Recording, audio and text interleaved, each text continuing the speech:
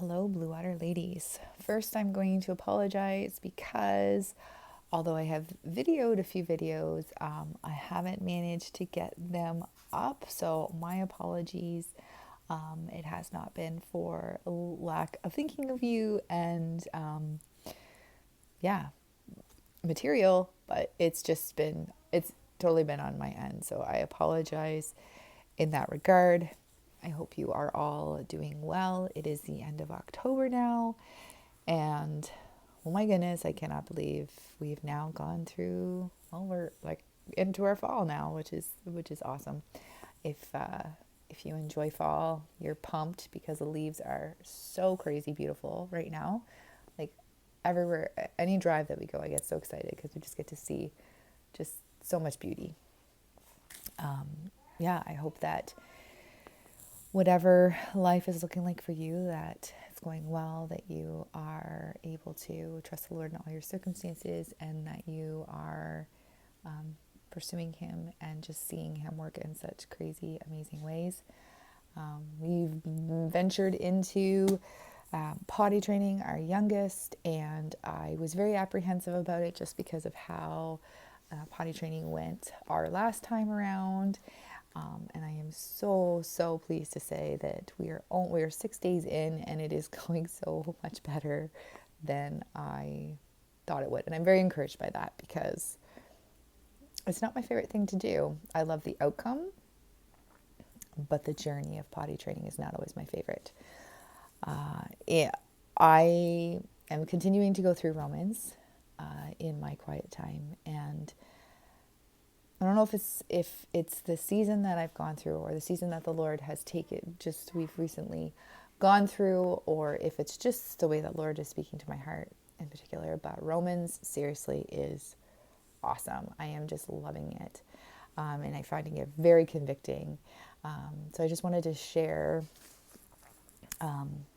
another chapter with you guys. It's Romans 12. And many of you would be familiar with this passage because it's more of a common, sorry, not common, but it's one of the ones that you would have heard before in church and other Bible studies you've had. Or in verse 2 of chapter 12, it says, "Do not conform any longer to the pattern of this world, but be transformed by the renewing of your mind. Then you will be able to test and approve what God's will is, His good, pleasing, and perfect will." And I remember thinking, cool, like renew your mind, cool, don't conform to the things of this world, cool. And just off I would go. But and this could have been just my youthfulness, or just because I had heard it multiple times before, but I had never really linked the fact that later throughout chapter 12, it kind of really gives you ways in which you are not to conform to the ways of this world, because it is very countercultural. And sitting in nowadays, it's extremely countercultural.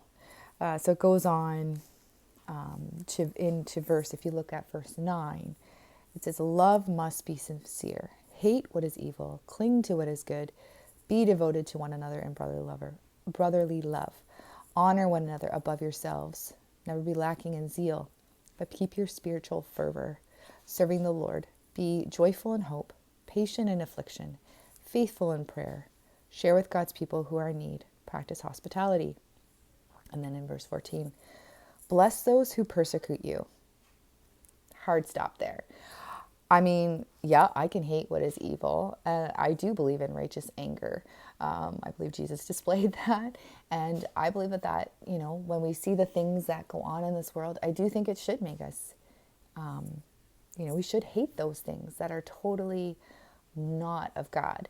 And I do think we should, that should do something to us, that our spirit, right, should become upset, and not accept those things and hate those things. Like, honestly, yeah, I hate those things. So that I'm totally on board for. But then honor one another above yourselves. Like, isn't that countercultural? Like, think about the world we live in, right? It is not the nature of our world to think about other people above yourselves, right? Think about the different terms we have. We have, you do you. That's a you first thing. That's a me thing, right? Like you believe what you believe and I will believe what I believe, which doesn't, I don't believe, really work. Okay, so you've got that.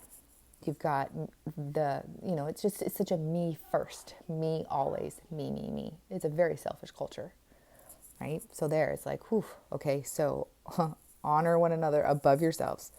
Okay, be joyful in hope. Okay, yeah, you can hope. Patient in affliction.